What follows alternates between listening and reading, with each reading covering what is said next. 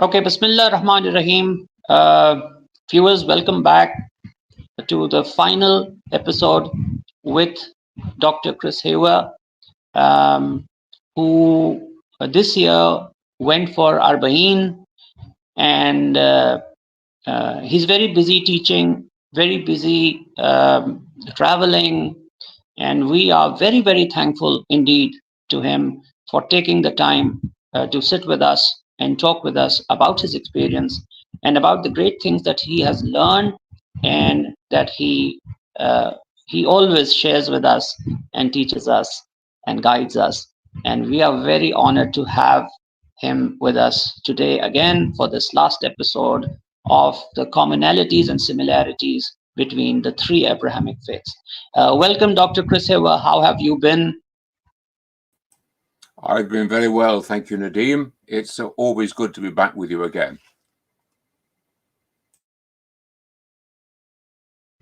So without wasting much time, let us go to our first question. May I remind my viewers that we always try to finish our conversation within 1 hour, but it always gets extended because the things that Dr. Chris tells us, we want to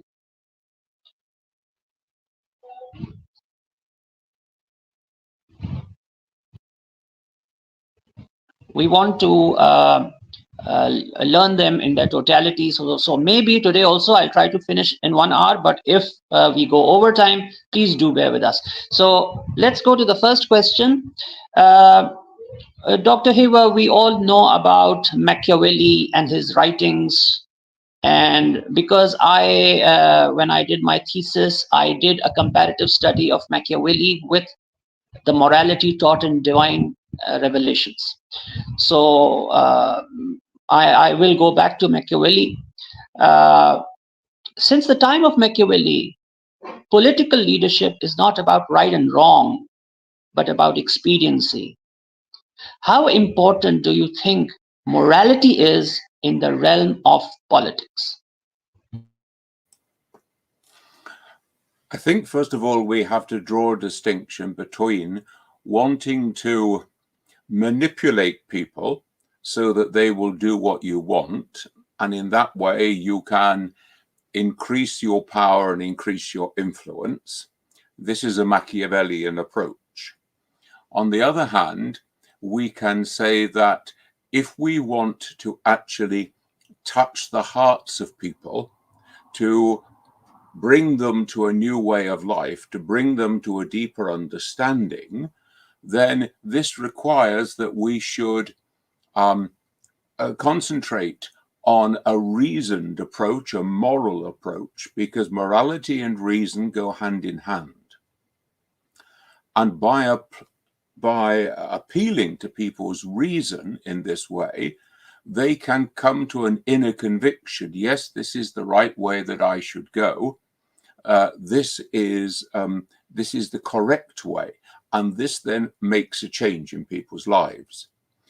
This, I think, becomes especially important when we're trying to set an intergenerational practice. In other words, not just convincing the people of our own time, but of generations yet to come, that this is the right way that human beings should live. And in this way, a moral, reasoned approach must always be preferred over a Machiavellian approach, which only will bring a degree of power and manipulation at the present time.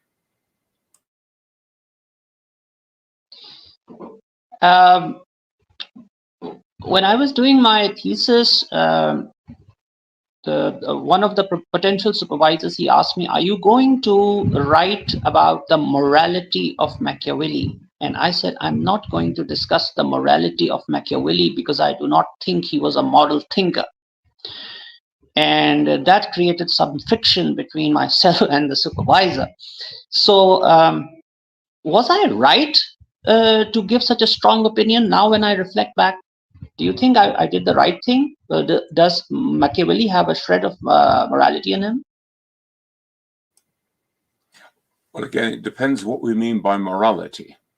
I think that we could say that at best, Machiavelli was an amoral person. That is, someone for whom morality was not at the center of his life, the center of his thinking. Doesn't necessarily mean he was immoral, but certainly his own morality is not his driving force. And in this instance, then, I think that you were quite right to take the position you took.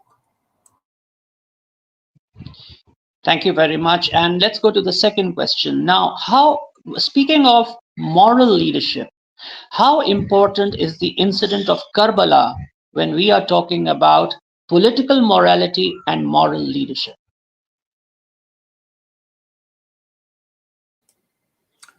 Really, the whole thrust of Karbala is a moral example.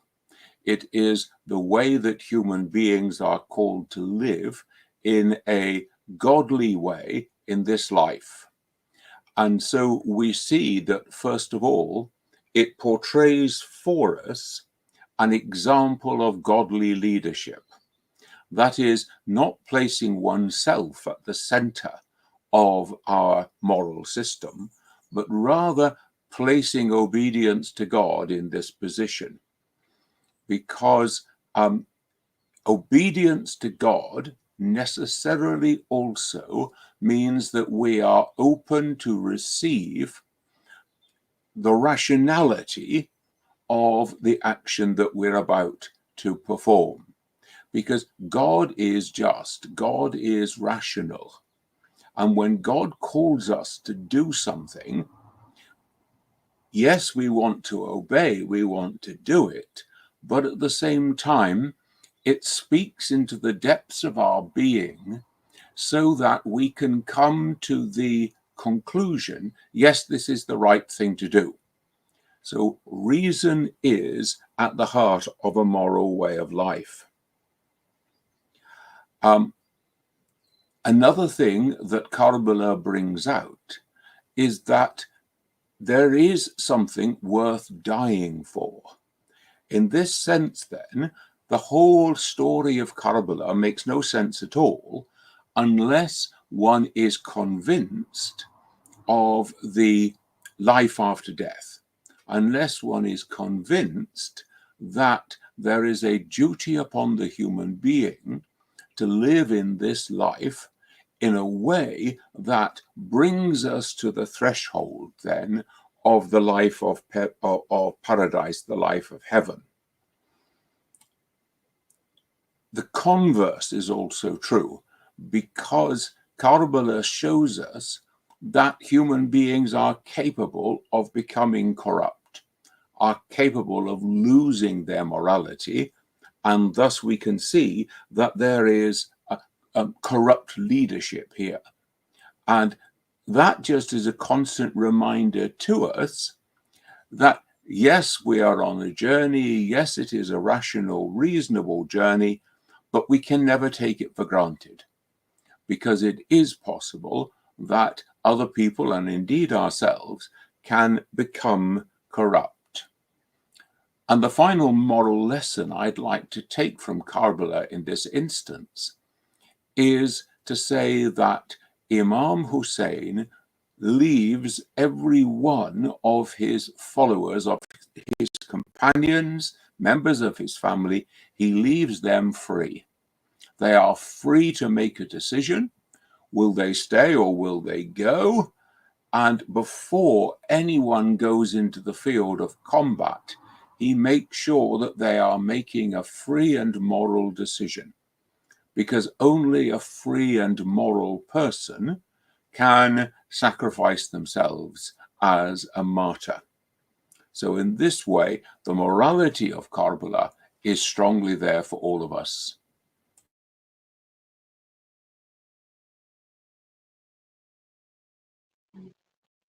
Very well said. When you first read about Karbala, first and foremost, when did you first read about Karbala, and how did it impact you? Well, to be honest, Nadeem, I don't remember. It was a long time ago that I first encountered the story of Karbala. But I do remember the impact that it had on me, because as a person of faith, you can see and detect faithful following of God in another person.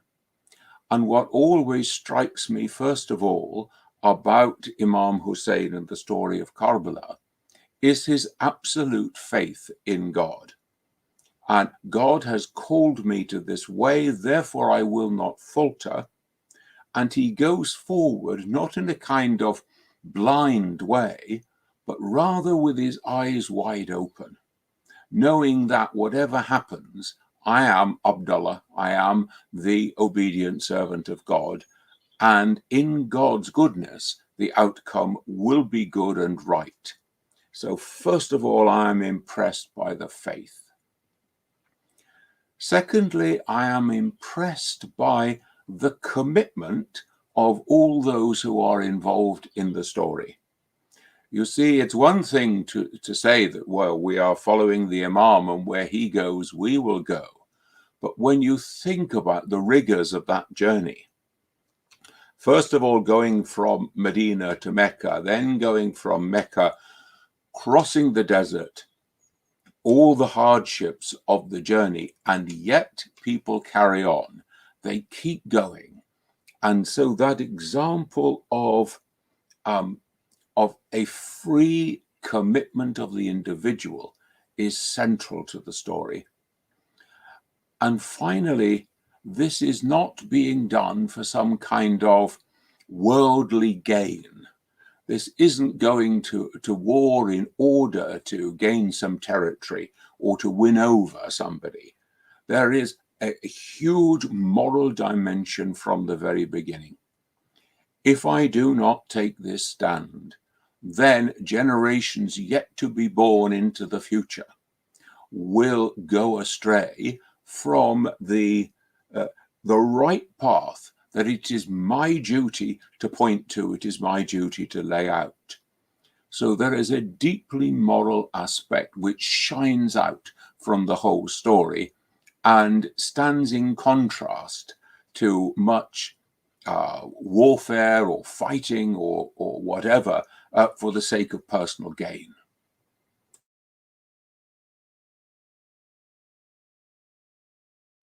Absolutely. Every person's experience of a journey to a shrine or pilgrimage is different.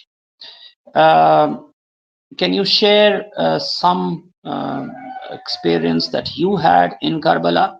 And ancillary question is, what is the relevance of Karbala, as you said, choosing sacrifice, where you have an option and you make a reasoned decision? What is the relevance of such intellectual choice, the intellectually driven choice in today's world, both at a social level and at a political level?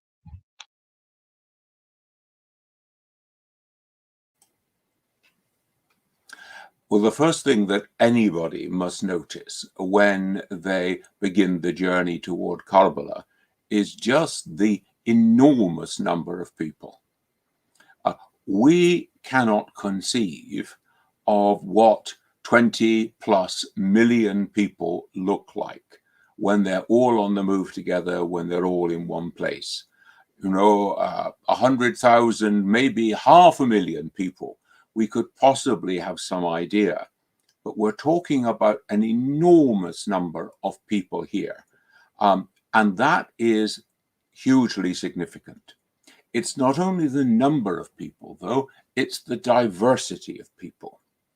Diversity in terms of age, where you can find really quite elderly people walking with a stick, in a wheelchair. You can find really quite young people being pushed along in a pushchair, and everything in between. And so diversity of age is crucial. Lots and lots of young men and women in their 20s who are making this pilgrimage together to Imam Hussain. Diversity, though, also in terms of racial diversity, Africans, Asians, Arabs, Europeans, lots of difference there. but also diversity when one starts to speak to people in terms of their religious affiliation. Not only are there Muslims, both Sunni and Shia, because many Sunni Muslims have great devotion to Imam Hussain and to the Ahlulbayt. So this is by no means a Shia only or a sectarian event.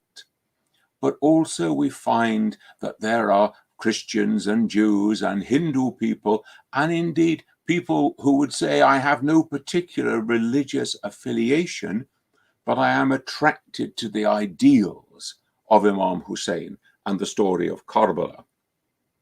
So this diversity then is the first impression.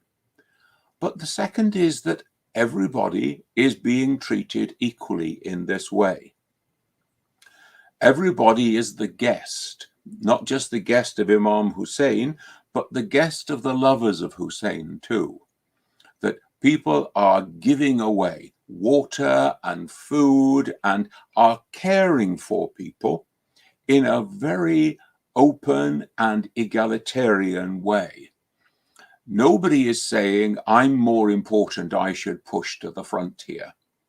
And that's really very different to much of our society today, in which people think, because of my social status, I should have preferential treatment. So when one sees people, for example, queuing for food or for water at one of the stations along the way, one sees that the diversity is there, but also a certain calmness, a certain peacefulness, a certain saying, we are all equal here in the sight of God, and therefore in the sight of one another. To see the way in which the people who staff those stations, the Mawqib on the way, is really quite extraordinary, because they are working huge hours. They are preparing food, they are getting water, they are cooling water, they are producing ice so that people can have cold water to drink. One of the stations that I went to was, they had a machine there that would produce a flat bread, a kind of a smaller version of a chapati, let's say. But they could actually produce 5,000 per hour. So you can imagine the sort of effort that goes into preparing food to feed people in these numbers.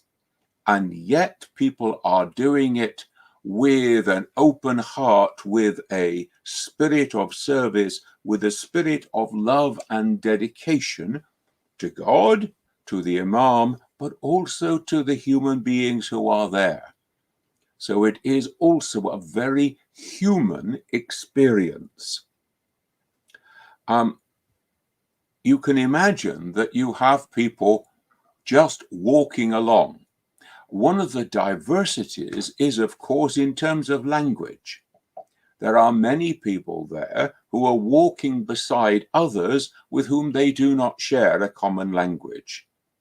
And yet there is a sense of camaraderie, a sense of brotherhood, sisterhood, which transcends these deficits. And this begins to work within us a reflection on what is this walk of Arba'in all about. It is teaching us something about human solidarity, teaching us something about equality, teaching us something about the fact that we do not have to compete with one another in order to survive in this world. There is sufficient in this world for all of us if only we can learn to live like human beings. And finally, one of the dominant themes is the joy in the heart of people as they journey in this way toward Karbala.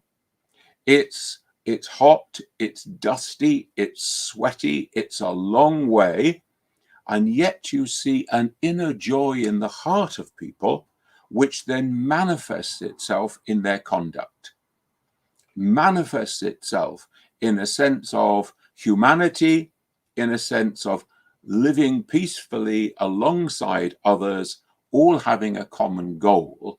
And in that way, the message of Arba'in is actually lived out in the reality of the people as they are making the pilgrimage.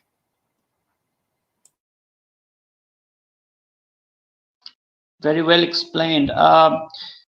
My grandmother was a very patient individual. She had seen partition.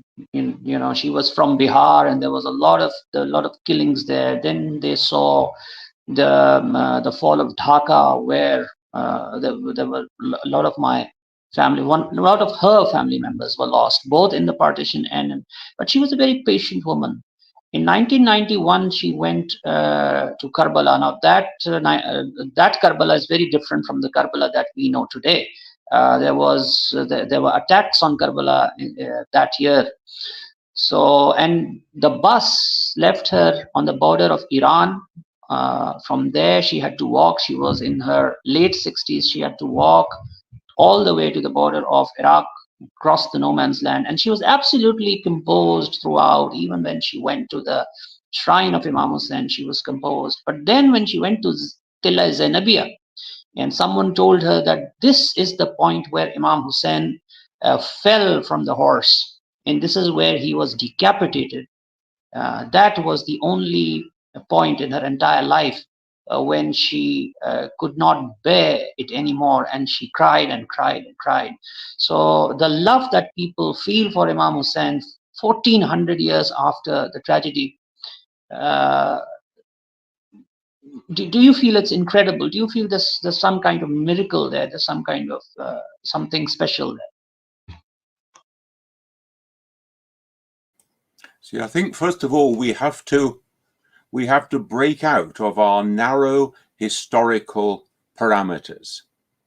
By that I mean that in the world in which we live, we think the year 680 must have been an enormously long time ago, and what's its relevant, what's it's got to do with us? But what we're doing when we go on a pilgrimage of this sort, when we're going to a shrine in this way, we are actually seeking to enter into God's time, not in our limited historical time. So we call this technically meta history, because God is not bound by time. In other words, from God's perspective, 680, the death of Imam Hussain, is now, at this very moment. It is happening at this very moment. Because God has no past, God has no future, everything is constantly present with God, because God is not bound by time. Now, if we enter into God's time, this meta history, then we're not thinking here about the impact of a historical character, but we are truly saying, I stand with Hussein on the field of Karbala now, this moment, right now. And so it's no wonder to me that your mother was deeply moved by this experience, because in her deepest heart of faith, there she was standing on the field of Karbala, witnessing the death of the beloved grandson of the Prophet. So that is a sign of our depth of faith, that we can actually enter into God's time in this way. Absolutely, very well explained. And just by chance, on October 4th, I had a talk, an online talk with Professor Esther Kwedekas. She is a professor in University of Amsterdam, and she's teaching a subject called Big History. And I asked her, what is this big history? And she said, our perspective of history is very small, and we have a very tunnel vision of history. We do not enter into a bigger picture. So I'm studying history from the time of the Big Bang. So I said, yes, of course, 1400 years is nothing compared to that. Okay, thank you very much. We'll go to the next question. Uh, Karbala has so many dimensions and so many ways in which we can learn from it, and approach it. Then how is it that Karbala and Imam Hussain are not very well known, or very little known, or very little understood in the West and in the non-Muslim world generally? Why is that, and is that a tragedy in itself? Well, it's certainly a tragedy because everything that we want to say about Imam Hussain, like any other great religious figure, has a relevance to every human being in every age. So Imam Hussain is not the property of Shia Muslims or of Muslims as such, but rather the property of God, and therefore belongs to all humankind. So we have a responsibility, those of us who know something about the story, the life, the example of Imam Hussain, to make that available to wider humanity, to everybody who is concerned. It is a fundamental understanding of Islam that this is not some sort of neat little religion that begins in the 7th century with the sending down of the Quran to Prophet Muhammad, but rather that the Quran is, through all ages, through all prophets, through all revelations, consistently one. And that is then, we call this the Din al-Fitra, the natural way of human living.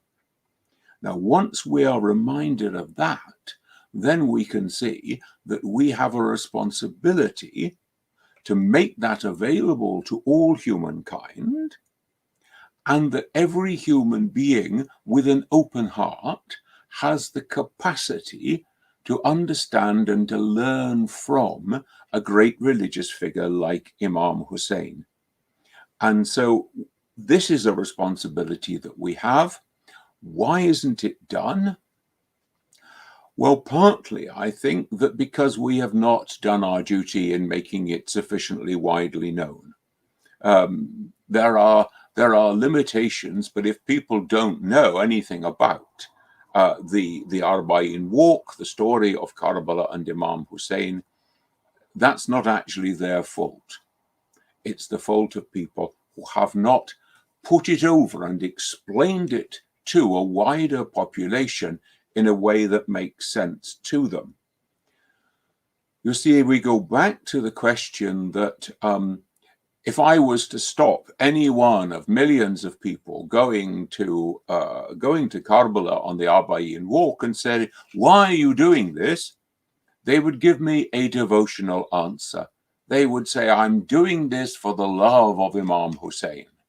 I'm doing this out of my worship of God, out of my closeness to the Imam as a servant of God."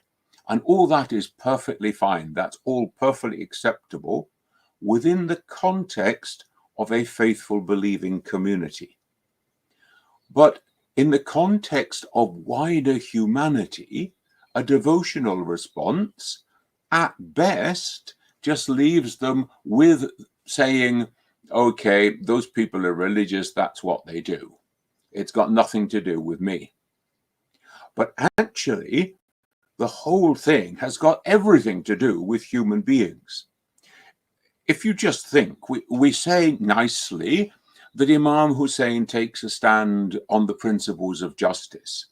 Well, what does justice mean? How is it lived out in the Arba'in walk? Justice means everything in its rightful place, everything according to the way that God intended it to be. And so justice is a most deep-rooted notion within the human being, which is accessible to our reason. So there is no such thing as Muslim justice or European justice or Christian justice. There is justice open to human reason. And in this way, we need to portray it to people. This is what justice looks like. Now you can see that the just elements of the Arba'in walk are an enormous challenge to modern Western life, because the modern Western world lives in a capitalist system that says everything must have its value. You must sell it for whatever you can get for it. You must make as big a profit as you can from it. And yet here we are on the Arba'in walk, in which we see poor people who are sacrificing their food during the year, sacrificing their money so that they can produce food for the pilgrims freely to give away. Nobody will accept a penny from anyone for the food, for the water, for the hospitality that is offered. Now, this puts a huge challenge to a capitalist system, because the capitalists would say 20 million people, 46 degrees of heat, this is our chance to make a fortune by selling water to them at an advanced price. And yet, by contrast, here we have a just system that says water is a gift of God. We have to purify it. We have to bottle it. So yes, there's a certain cost involved, but it's minuscule. And then we freely make it available for people, so that those who have money around the world will buy 1 million bottles of water to be distributed freely on this day. So it places a huge challenge to the whole way that we organize our lives. Another great challenge that it puts out for us is that if you look at the way that the Arba'in walk is organized, everything is being done by ordinary people. Ordinary people. It's not being done by governments. It's not being done by, great organizations. It is the free will giving of ordinary people who take this upon themselves. And it's reminding us then of the power of human goodness, if only we will allow ordinary people to express their goodness within society. You could imagine that if a government, any government, was to take over responsibility, it would take working parties and commissions of inquiry, and it would take reams of paper and cost a fortune even to work out, well, sorry, but we can't do it. And yet here we have ordinary people. Take the politics out of it, take all the big noises out of it, ordinary people serving their fellow human beings. Now that's a huge challenge. And so why does the West not want to focus on this? Well, because it's challenging, of course. Because here are people living together with huge diversity, but in peaceful coexistence. Here are people seeking to serve and alleviate the needs of others. And I was very struck. One of the mawqib that I visited, not only were they serving food and drink on the day, not only did they have 3,500 people sleeping there the night before, but also because they have become established, because they are gathering money from, in this case, from Britain, but from the Western world, they have realized that there is a need for 52 weeks of the year, not just for 1 week. And so they are running an orphanage there. There are so many orphans in Iraq because of the fighting and the wars that there have been. They are running orphanages there. They are running schools there. They are running feeding stations there throughout the whole year. And again, in this way, there is a real symbol, a real sign, which is given to the Western world of how things can be done. And finally, part of the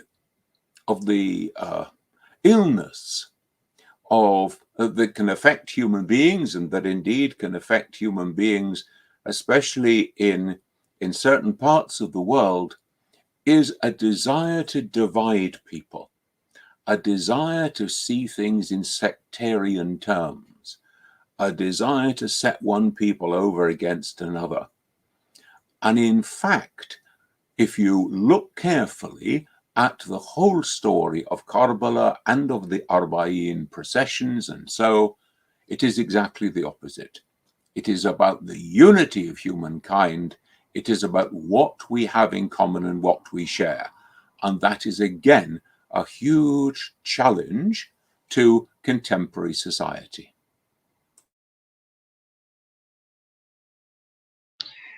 And of course, a person like Steve Jobs, or a person like Jamie Dimon, or the president of Virgin Group, he would look at the Arbaeen walk, and seriously, they will say anyone who wants to become a millionaire needs to come to Iraq once for the Arbaeen and sell just water, and that's it. And it's absolutely correct. It's such a tragedy that wherever you look right now, and that is despite the fact that we have so many schools and colleges teaching leadership, teaching management, teaching this. Look at the quality of leadership that we have in the world today. I mean, look at Churchill, and look at, one can disagree with Stalin, one can disagree with, but one has to accept that these were giants in their own right. Today we have midgets running the world, and I think primarily that's because they are dividing people against one another, whether it is India, Pakistan, Europe, United States. God knows what's going to happen in November, but as I see it, the US electorate right now is deeply divided. So then let's go to our next question. Uh, some people have suggested uh, that there was a difference in approach between Imam Hassan and Imam Hussain, because Imam Hassan, of course, signed a treaty with the government in Syria. So, what is your take on that?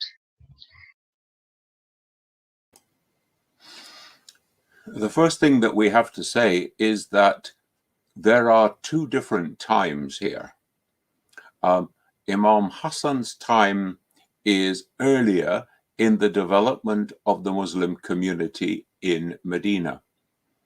And because Islam has not yet entered so deeply into the hearts of people, that it is entirely possible that some of those, let's say those infant Muslims at that time, could have drifted away and lost their route, lost their way.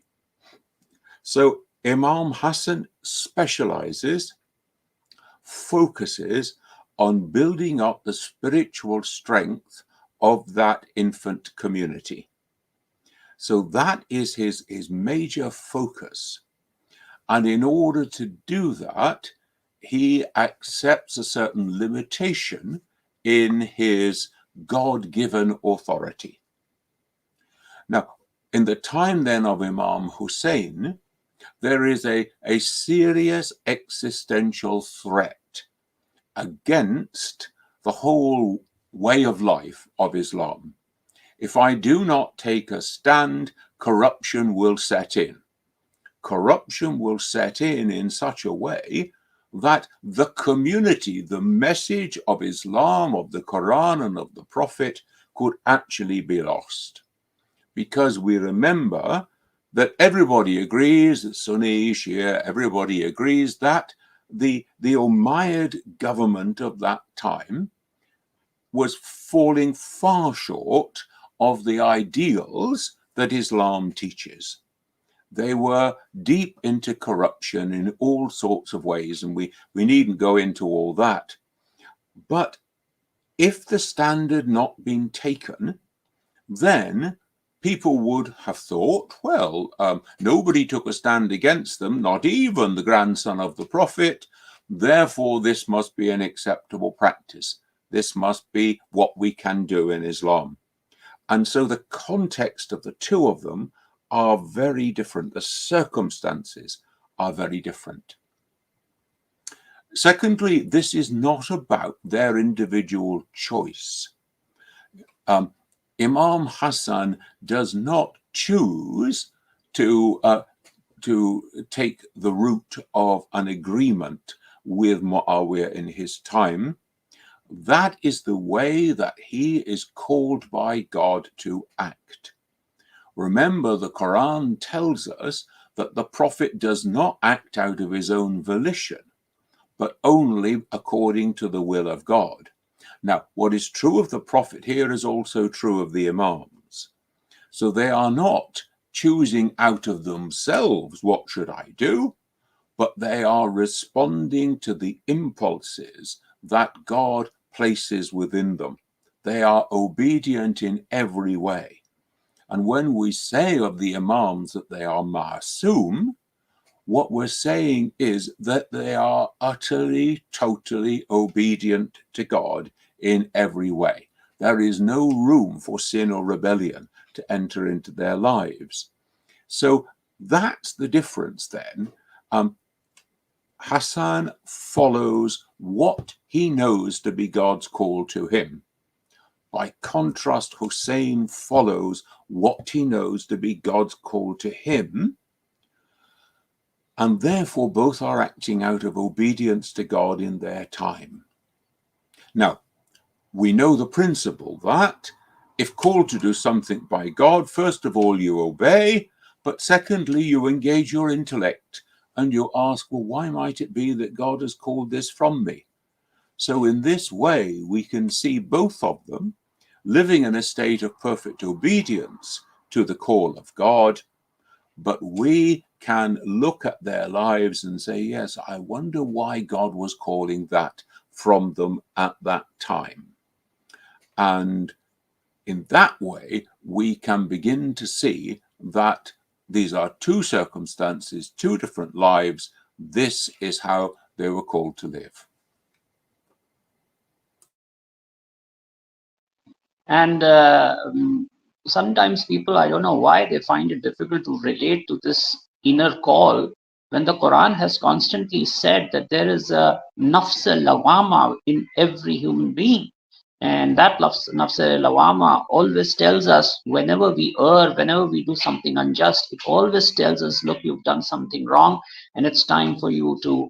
So the Masoom will, when he hears that call from, well, it's not a wahi, but when he hears that call, he never goes against that call. And so there is, he becomes nafs mutmainna. So since we are talking about the commonalities between the three Abrahamic faiths, since we are talking about Imam Hussain, the Quran also talks about Hazrat Yahya alayhi salam, who is John the Baptist in Christian and Jewish thinking. So now that we have some information about Imam Hussain and Karbala, can you please talk a little bit about the circumstances that surrounded? Because we have bits and pieces of information. If you could put things in perspective for us, who is Hazrat Yahya? What is his relationship with Hazrat Isa alayhi salam, Jesus? And then why is he arrested? Why is he persecuted? And why do the rabbi of the time don't support him? And why is he executed? And once he's executed, then what happens with his head? There's a lot. If I remember correctly, the Knights Templar executed. They were executed because one of the allegations was that they were hiding the head of John the Baptist, and they used to pray in front of that head. So there's a lot of this myth about the head of John the Baptist, and why was he executed, and what happened to his head? Why was it paraded in the streets? What is the Christian Jewish perspective on that? Well, John the Baptist, as Christians call him, John was one of those prophets whose calling by God was as we would say, to speak truth to power. He was calling the people to a more faithful way of following the law of God as laid down by Moses. He was calling people to come back, to repent of their sins, and to turn again in obedience to God. So we call him the Baptist because he was constantly practicing the Jewish rite of baptism, that was immersing people into the river so that it was like they were dead, they were underwater, and then they come up again to new life. Now this is your dedication to follow again the law of Moses. So John, in this way, is calling to repentance and to renewal of life. Now, if you're going to call people to repentance, you are in effect saying to people, look at your own life, see yourself as a sinner, see yourself in need of forgiveness, of repentance, and of starting a new life. Now, for the ordinary person who realizes their sinful nature and seeks mercy and forgiveness from God, then they will come to John and he will baptize them. He will push them into the water and out they come, ready to start afresh. However, it is the duty of the warner, and John is decidedly a warner. It is the duty of the warner to warn the big and powerful as well as the ordinary person in the street. And so this is what leads to John's undoing, because the king of that time has broken the law by marrying his brother's wife. And this is an unacceptable practice. And so John calls him out for it and says, this is immoral, this is against the law of Moses. Now, this then means that John is imprisoned. And after being in prison for some time, John is then executed. And in the Christian tradition, there appears to be a certain amount of female wiles involved here, that the daughter of the new wife of the king pleases the king with her dancing. The king says, you may ask any favor from me that you want, including even half my kingdom. And then the girl goes to her mother and says, what should I ask for? And the mother, of course, has a deep hatred for the man who has called out her sinful practice. And she says, ask for the head of John the Baptist. And so John is executed, and his head is brought then before the king, who is obviously deeply distressed by this practice, this experience. Now, we can see then that we've got head and body separate.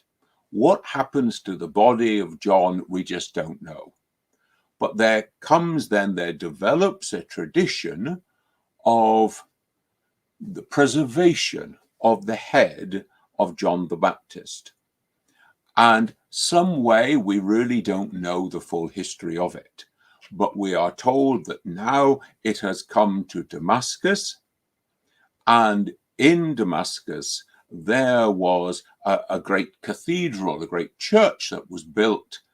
And in that church was a shrine where was kept the head of John the Baptist. And that leads us on to some very interesting Christian-Muslim interaction. Because, of course, John, the prophet Yahya, is a very important figure both in Muslim and in Christian tradition. And so after people in Damascus come to faith in Islam, then we find that they are sharing the space in the cathedral of John the Baptist, with the Christians. So you have Christians and Muslims using the same space for the worship of God. Now, this is a very important factor, because with all our variety and our difference and distinctiveness, we can always must come back to the principle that Christians and Muslims are worshipping God. Now, right up to the present time, in the 20th century, at the end of the 20th century, the Pope of that time, the Polish Pope John Paul II, went on a visit to Damascus and asked to be taken to the shrine of John the Baptist. Now, over the centuries, this building has now become purely a mosque. The Muslims have become much more numerous. They have bought it from the Christians, etc. So he's going into a mosque in which is kept the head of someone who is critically important, both in Muslim and in Christian tradition. And we see him then in prayer to God in front of the shrine, the head of John the Baptist. So from the beginning of the story in the 7th century right up to the present day, this centrality of John binding together Christians and Muslims is a very important lesson, an important symbol. And in this way, John the Baptist, the prophet Yahya, is critical as a symbol of unity between Christians and Muslims, unity in the worship of the one and only God. And since you spoke about leaders dividing us earlier, so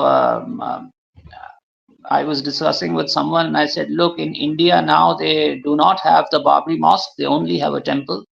In Syria, we do not have Christians and Muslims together, we only have mosques. And recently in what is happening in the Temple Mount, now they're thinking about only a Jewish temple. And recently in Turkey, the Hagia Sophia was converted into a purely Muslim shrine. So I said, welcome to a world where every religion is now respected in equal measure. We do not respect anyone but our own point of view. So let's go back. We were speaking about spiritual journeys and how to make ourselves better. How difficult is it for a young man living in today's capitalist, materialist world to choose a life of purity and spirituality? Can you share from your own experience? Because I understand that you were growing in the 1970s. The 1960s and 70s were very wild times from what we have read and what we've heard. And the 1980s, I grew up. I was growing up in the 1980s, and I call it the lost decade, because 1980s was only the decade of wars and of narcotics, AK-47 assault rifles. That's all I remember from the 1980s. So it was a very material time. 60s, wild 60s, 70s, 80s, violence, time of violence. So how does a young man living in this world, which is a product of the 60s, 70s, and 80s, how does he choose a life of spirituality? And what were your own experiences? How did you not go toward that side, and how did you come towards the religious side or the spiritual side?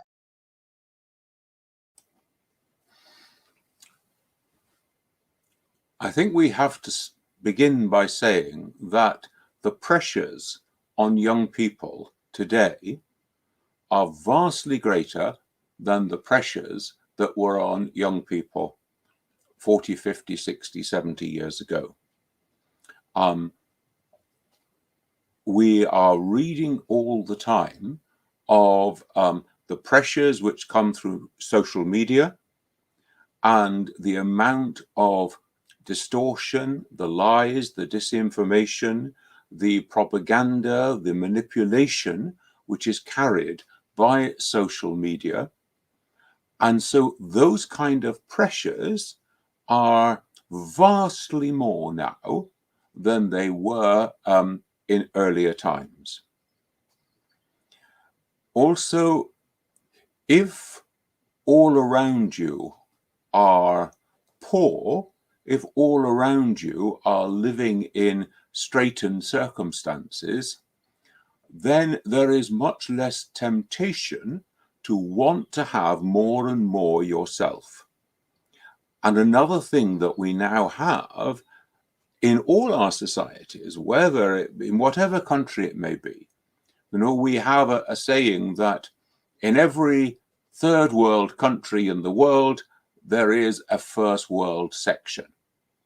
And in every first world country in the world, there is a third world section. So we can have terrible poverty in the richest of countries, and we can have opulent wealth in the poorest of countries. And we can see this again and again in different countries around the world.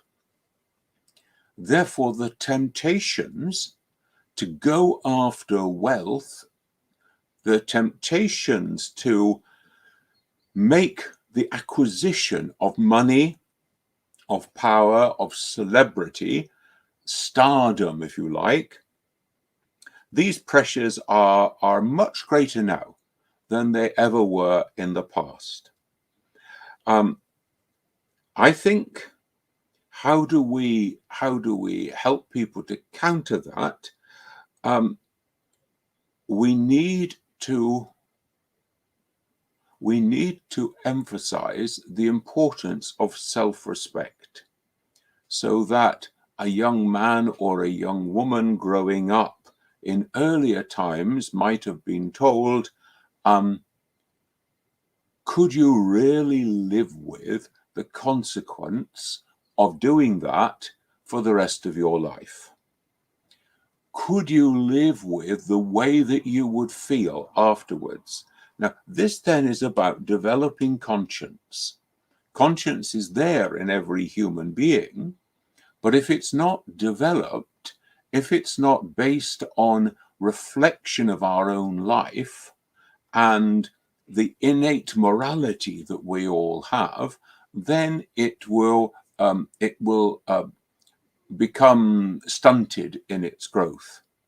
So one thing we have to do is to help people to develop their sense of conscience, their sense of what is right and wrong. And yes, we have a voice within us which can call out. We can say the accusing conscience, if you like. But there are so many other voices that can block this out in so many young people's lives. I think another crucial thing is to help people to see individuality. Individuality means I am what God has called me to be, not conformity to what you think I should be, but rather to respond to the calling of God. And we have seen that. We saw that the difference between the two brothers of Hassan and Hussein. We see that in so many cases that we are called to respond to God's calling.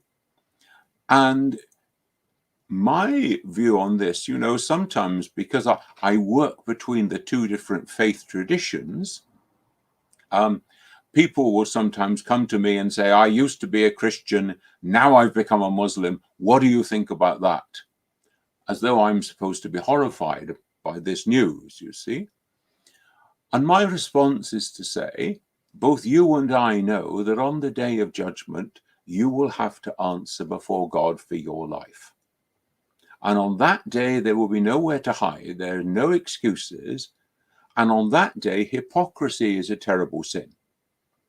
So if you're telling me that as you understand yourself before God, as you will be before God on the day of judgment, you believe that you have been called to follow the way of Islam and to leave the way of Christianity, all I can say is Alhamdulillah. Because this is God's problem, if you like. This is God's calling. It's not for me to sit in judgment on other people. Now, the converse of that, of course, is that if the individual is to be free to respond to God's calling, God's planting in their life, then the rest of us have to give them the space. We have to give them the scope.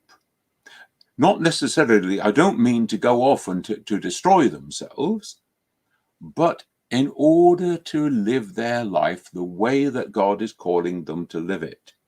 So we have conscience, we have training, and then we have a degree of freedom. And in these ways, we can hope that we can build up a future generation guided, yes, according to the guidance of God, but responding also to the individual calling and planting of God in their lives.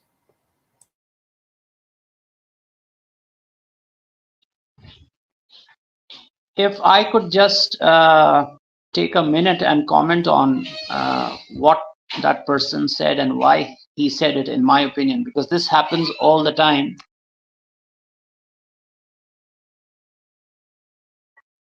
This happens in South Asia as well. This happens in our country as well.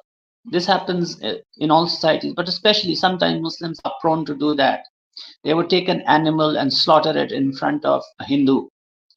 And of course, Hindus turn around in their country, wherever they are in power, they turn around and they taunt Muslims in that way.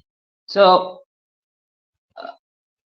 it is always more difficult for a human being to accept something as a responsibility, and it is easier for him to accept something as an identity.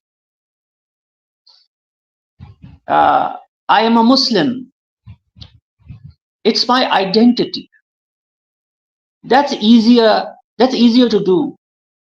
I'm a Muslim. That's my responsibility. That's very difficult to shoulder. In my country, Pakistan was created 80 years ago, and we have tribes living here that are 6,000 years old. Today, if you go out and you say something nasty about Pakistan, it's accepted. In this country, it's a strange situation. It's a place where people should come and study for how social development happens and how it retards. But if in the same country you go and say something about a tribe, this is not a good tribe, which is very much a part of Pakistan. But if you say something about their ethnic persuasion or their tribe or their provincial, the people here are so, they can be so violent, they can turn around and kill the other person. It's just like saying UK and Scotland. UK and Scotland. UK is bad, but people might accept that. But if you say in front of a Scottish person, Scotland is bad, he might turn around and kill you. Or maybe in the past, not today. But here in my country, it's the same. That's because being a Pakistani is a responsibility. That's why no one owns it. Being from a tribe is a 6,000-year-old identity. So people always take that identity, put it on their sleeves, and taunt the other person. I am from the martial race. I'm from a higher race. This is my identity. This is not your identity. And unfortunately, that is exactly what we are doing with religion. That's what we are doing with religion. I am a Muslim now. What do you think about it? If you're a Muslim, it's a responsibility. Pray to God quietly that He gives you the strength to shoulder it. And if you are a Christian, that is a responsibility to pray to God that God gives you the strength to become a good Christian. Instead of using this to divide people, if we become responsible, then we will unite people. If we just use religion as an identity, then it's going to be a nuclear fission reaction, and people will get divided to no end. But I'm sorry I took time from your interview, so I'll quickly go to my next question, and now we can speak about nicer and lighter things with whatever time we have got left. 2024 is called the world's election year. So in this election year, it is not possible not to talk about politics with you. Who is or who are your favorite political leaders and why?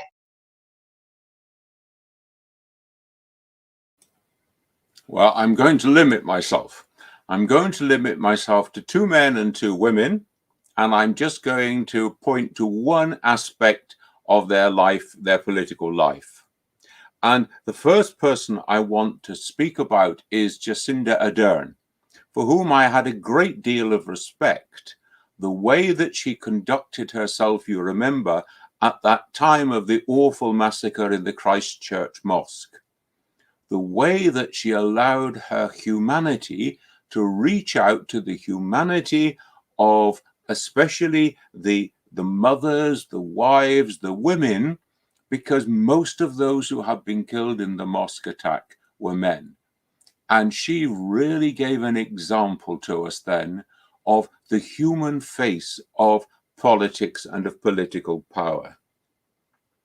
My second example is Barack Obama, the American president of an earlier period. And the thing that I want to draw attention to about him is the way in which he struggled and struggled to see that every person in that country should have access to healthcare. Now, what kind of nonsense is it that we have a country in which the richest people can access any form of healthcare they want, but ordinary people can't afford health insurance and therefore have no access to healthcare? This has got to be something that cries out for remedy in any decent human society, and Barack Obama tried to do that, and I salute him for that. My third example is Angela Merkel, the former Chancellor of Germany, and I point especially to one aspect of her life. That was when she was faced with more than 1 million Syrian refugees who had to leave Syria under dreadful circumstances during the time of ISIL, and they had made huge efforts somehow to get out, to cross Turkey, and they were heading toward Europe. And there were some countries in Europe who were building ever higher barbed wire fences to keep them out and patrolling with dogs and guns. And Angela Merkel, the daughter of a Protestant mission minister whose whole morality had been formed at her father's table, said, these are human beings in need. We have a responsibility not only to let them in, but to take them in, to bring them into our homes, to bring them into our societies. We must reach out. And she said, we can do it. We can do it. This is a hugely important example in an age and a society in which is striving in every way it can to try and keep people out, instead of seeing the huge blessing and richness of a diverse society and the huge human responsibility to take in people who are suffering in our world. And the final example I want to give, maybe not so well known around the world, was the former leader of the Labour Party here in Britain, a man called Jeremy Corbyn. Now, we had an awful tragedy during the time when he was leader. There was a tower block, a block of flats in West London, which went on fire. The fire spread with great rapidity. Lots of people were killed. Many more were made homeless. Now, this was at one end of perhaps the richest section of London society. So you have got a London borough, as we call them. At one end, you have got these people in desperate need. And at the other end, we have got people who buy houses, never live in them, in order to make profit. in order that the house after 2 years or 5 years will be worth more and they have made a fortune. And so they are using property, the houses that should be housing human beings, as a way of making profit, as a way of making money. And Corbyn's response was to say, bring all those mansions into temporary common ownership, put the poor people whose homes have been destroyed, let them live there until such time as we can rebuild homes for them, and then they can move back into them. And of course, as you might imagine, he didn't succeed at all in this happening, because at the end of the day, we live in a society in which capital is privileged over human need and human suffering. And therefore, I salute Jeremy Corbyn in this procedure.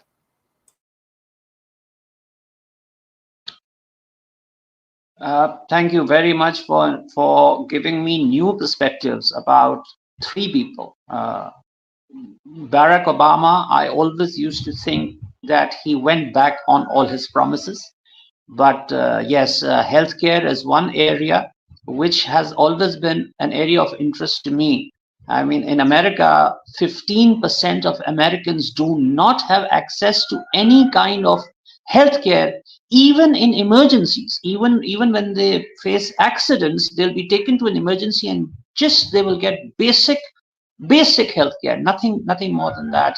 So yes, Obamacare is obviously one area in which he tried very hard and failed, because he did not enjoy a majority in the Republican House. We can learn so much from Angela Merkel, because as I was speaking with Professor Ibrahim Afsa, and he was also talking about the same problem about refugees. Of course, we were discussing Gaza, which is a more recent problem. And during that discussion, I told him that the Quran, I believe, is the only book that I have read in which God says in chapter 59 that if there is a refugee on your border, take him in. In my name, I will support you and I will support him. But shame on us. Shame on us. When Gujarat happened in 2002, we closed our borders, did not take one Muslim refugee from Gujarat. When Iraq happened, um, Syria happened, we did not take any refugees. Saudi Arabia did not take any refugees. Today, Egypt has sealed its borders. Every country has sealed its borders. There is a worse massacre than Gaza going on in Sudan, where for the first time in Muslim history, there is a racial war, black versus white, and the whites are just killing the blacks in the name of I don't know what. And this is seriously so tragic. And Jeremy Corbyn is one person I always salute. Uh, and that is, that is the one thing, that religion has got nothing to do with humanity. One person can be a Muslim, one can be a Christian, one can be a Jew. And Jeremy Corbyn, I believe, is a very honorable Jew. He's a practicing Jew and a very honorable person. I remember when I was in university, there was a young man from the International Solidarity Movement. His name was Paul. I don't remember his second name now. He went in the West Bank, and what a tragedy. West Bank is a far more dangerous place to be in than Gaza. Gaza was not occupied by Israel before October 7th. And he went into the West Bank. There was a child who was in the line of fire. He tried to pick the child, save the child, but the bullet pierced his skull, and he was brought back to England. He remained in a coma for some days, and then he died. And this news was broken by Paul's mother. And for 20 years, no one mentioned Paul. The person who mentioned Paul and actually cried for him, I saw tears in the eyes of Mr. Jeremy Corbyn for Paul. And Paul is, of course, one of my heroes, along with Rachel Corrie, who died a few days after Paul. So yes, absolutely, you've given us new perspective about these great leaders, and they are all great leaders. And this really proves that you do not have to be extraordinary None of them were extraordinary people. I think Obama, yes, was extraordinary in a sense, but they were basically good human beings who cared about other human beings. And when we are talking about great leaders, I remember in my first interview, you mentioned the founder of Pakistan, Quaid-e-Azam, Muhammad Ali Jinnah. I would love to hear your views about him if you have read a little bit about him.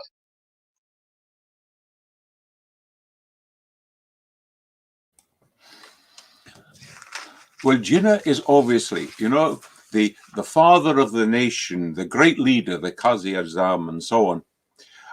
But his initial work in politics is a crucially important part of his contribution, because from the time that he returned back to India after his studies and working in England, he was associated with the marginalized people in society. He was associated always in struggling for minorities within society. And I really noticed the way that all the way, remember from that Lucknow Pact of 1916, when he was struggling for the right of Muslims in a Hindu majority situation to be able to live with dignity and with equality in that situation. So the first thing about Muhammad Ali Jinnah is his struggle always for minorities. And that, of course, goes right the way through his life, because we remember that after his lifelong struggle for a homeland for the Muslims of the Indian subcontinent in Pakistan, he then says very publicly and very strongly, yes, this is a homeland for the Muslims of the Indian subcontinent, but it is a land in which all minorities also have their place and have their place by right. That the Hindu can go to the temple, the Christian can go to the church, etc. So he wasn't in any sense an exclusivist kind of person. He could see the need for a homeland for the Muslims of India, but he did not see that as being a place in which other human beings did not have their rights, did not have their values, their human values respected. The struggle was a very long and a difficult one, because, of course, Jinnah at one stage was a member of the Indian Congress Party and tried to work with them for a more egalitarian, a free society of India. It was only as things began to move in another direction that he felt the need to actually break away and to found and then to lead the Muslim League. And so part of his example is one of being able to change direction, being able to try something to see if it can work, and then to say that's not the right way to go, we have to go another way. And we know that he does that at enormous cost to his own health, that he dies a mere shadow of his earlier self, but with his life work accomplished. I want also to say something about his spiritual journey, because we know that Jinnah begins his life in a Gujarati Ismaili family, a family of Nizari Ismailis, the followers of the Arqa Khan. And then during his life, he transitions to become an Ithnashari Shia. And we don't know the reasons for that. At least I've never read about the reasons for that. But nevertheless, this is an important development, a movement in the life of any individual, any man or woman of faith. And he is to be respected in this way too, that he was able to answer a pull, a calling, that he felt that he should move from one faith community to another, all within the Shia umbrella, all within the Muslim umbrella, but nevertheless a significant movement for him.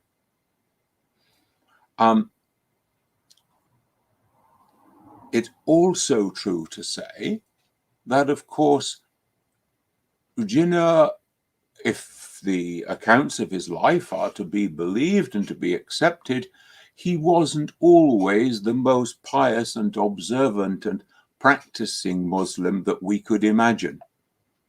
And yet he does amazing things for the Muslims of the Indian subcontinent.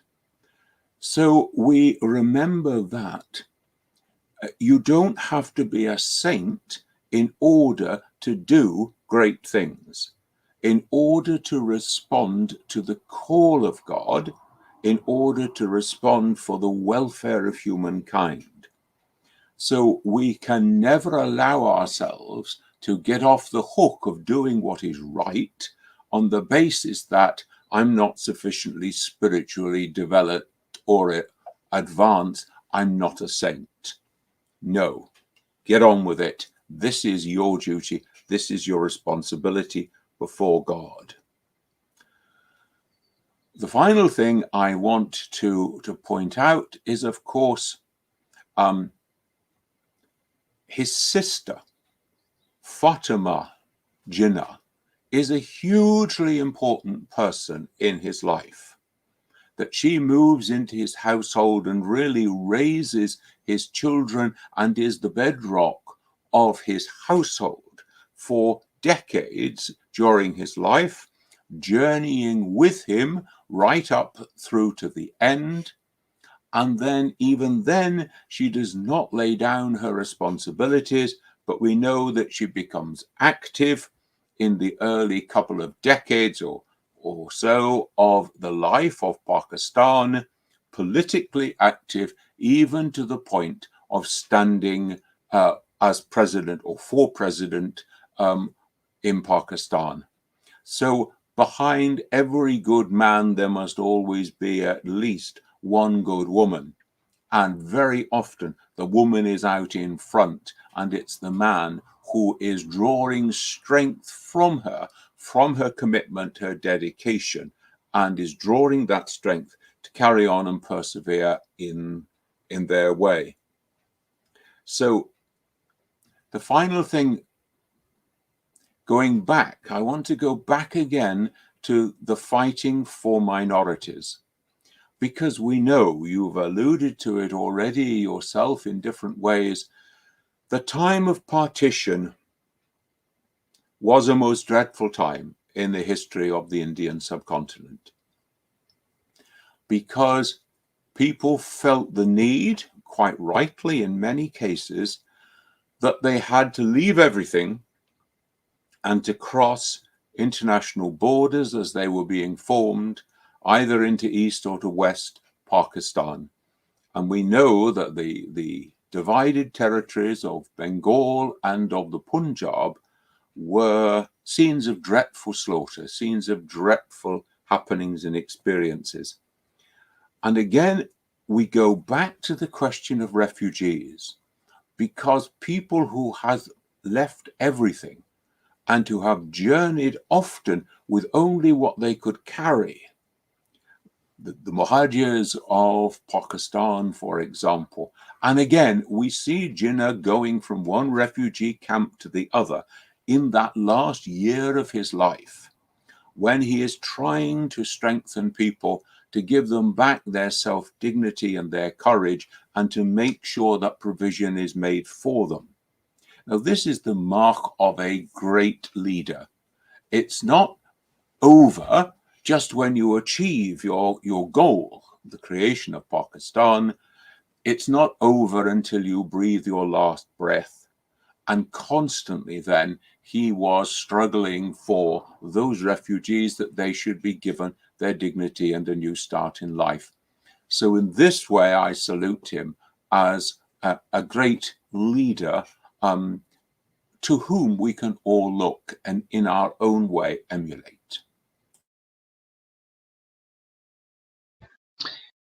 Thank you, Dr. Hewer. And I have read um, about a lot of leaders. I listened to a lot of leaders all my life. I actually, as a student, I used to learn speeches of leaders, and uh, that included Lincoln, Kennedy, all Clinton, everybody.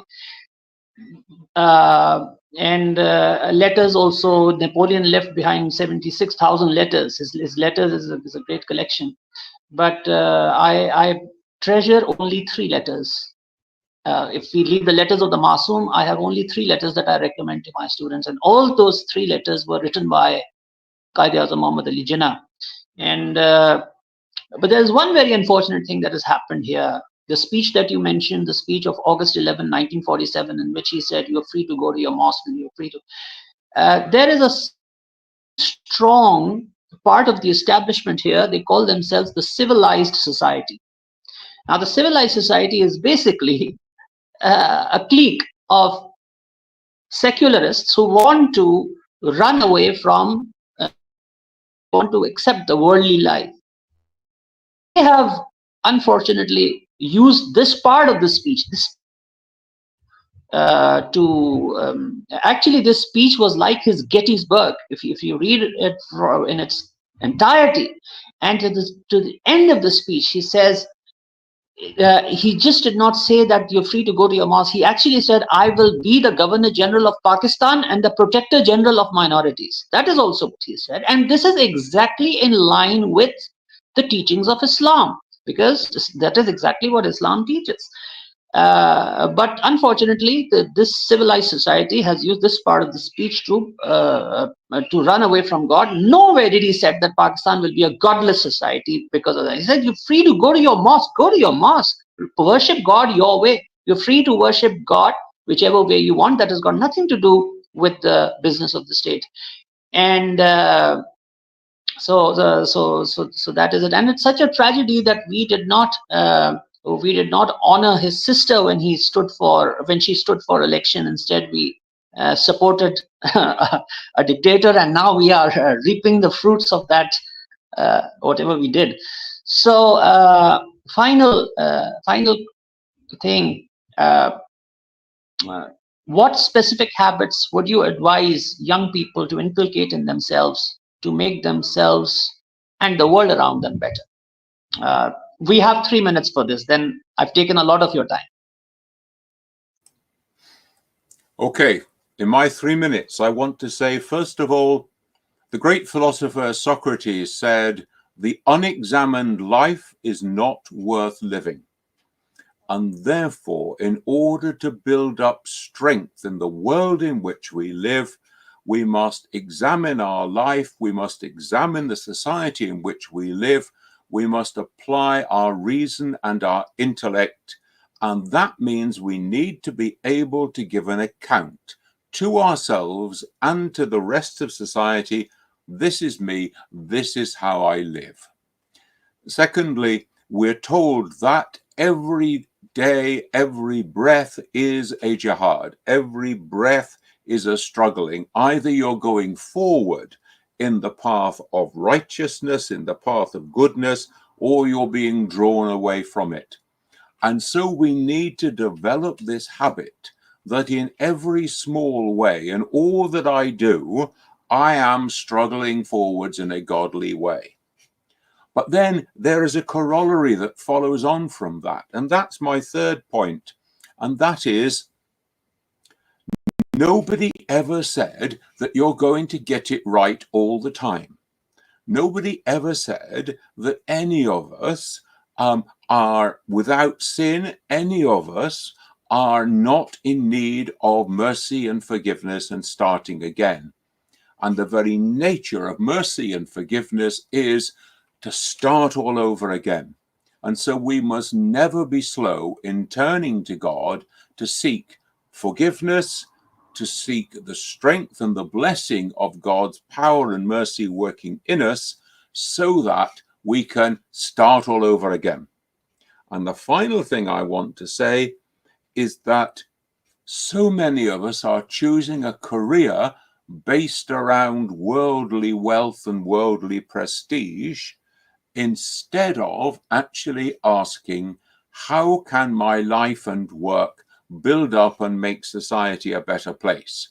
So instead of learning how to make a better bomb, learn instead how to purify and clean water for the billions of people on Earth who are suffering with dirty water to drink. Thank you very much. Thank you very much indeed, Dr. Hewer. It is a pleasure and a privilege to talk to you. I'm blessed that you have blessed us with so much of your insights. We started with Imam Hussain, and I'm going to finish with one of the things that he says. He says that everything in the universe, may be great, may be small, it needs to show itself, it needs to reveal itself in order to be appreciated and in order for people to realize that it exists. I worship the God who does not have to reveal himself, because we all know in our hearts that he is our creator and we will return to him. Thank you very much, Dr. Hewer. May you always be blessed, and please do remember us in your prayers. Remember everyone in your prayers, and we pray that peace returns to all parts of the world wherever war is going on right now. In the name of God, in the name of the Prophet, in the name of the prophets, and in the name of the family of the Holy Prophet. Thank you very much. I salute you again. Thank you. Have a very nice day.